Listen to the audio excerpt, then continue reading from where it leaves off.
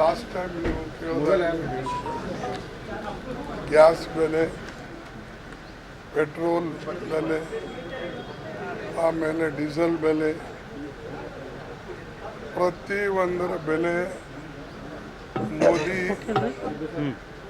ಅದನ್ನು ದಿನ ಬಿಟ್ಟು ದಿನ ಏರಿಸ್ತಾನೆ ಇದ್ದಾರೆ.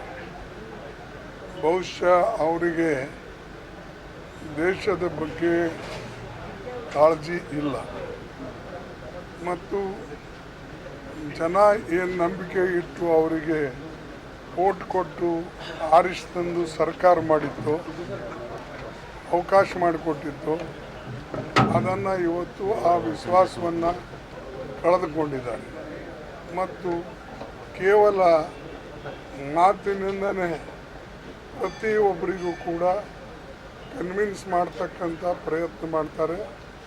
ಆದರೆ ಸಮಸ್ಯೆಗಳಿಗೆ ಪರಿಹಾರ ಕೊಡ್ತಕ್ಕಂಥ ಕೆಲಸ ಅವರು ಮಾಡ್ತಾಯಿದ್ದಾರೆ. ಪ್ರತಿಯೊಂದಕ್ಕೂ ಕೂಡ ಅಪೋಸಿಷನ್ ಬೇಯೋದು ಅಥವಾ ಅಪೋಸಿಷನ್ದವರು ಯಾರೂ ಕೂಡ ಇವು ದೇಶಕ್ಕೆ ಹೆಲ್ಪ್ ಮಾಡ್ತಾ ಇಲ್ಲ ಅಥವಾ ನಮಗೆ ಸಹಾಯ ಮಾಡ್ತಾ ಇಲ್ಲ ನಮ್ಮ ಡೆವಲಪ್ಮೆಂಟ್ನಲ್ಲಿ, ಇಂಥ ಮಾತುಗಳು ಹೇಳ್ತಾ ಇದ್ದಾರೆ. ಅಪೋಸಿಷನ್ ಅಂತೂ ಯಾವಾಗಲೂ ದೇಶದ ಬಗ್ಗೆ, ಜನರ ಬಗ್ಗೆ ಚಿಂತೆ ಮಾಡಿ ಏನು ತನ್ನ ಕೈಯಿಂದ ಆಗಬೇಕು ಅದು ಎಲ್ಲ ಕೂಡ ಮಾಡ್ತಾ ಇದೆ.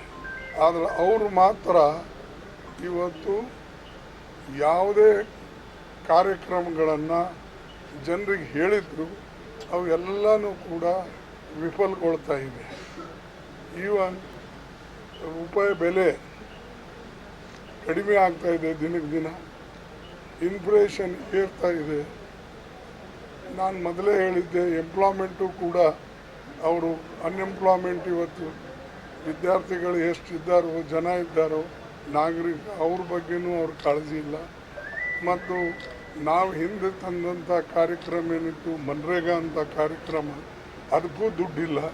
ಅಂದರೆ ಪ್ರತಿ ಒಂದರಲ್ಲಿ ವಿಫಲವಾದಂಥ ಈ ಸರ್ಕಾರ ಬರೇ ಮಾತಿನ ಮಲ್ಲ ಹೊರತಾಗಿ ಮಾತು ಬಿಟ್ಟರೆ ಜನರ ಬಗ್ಗೆ ಕಾಳಜಿ ಇಲ್ಲ.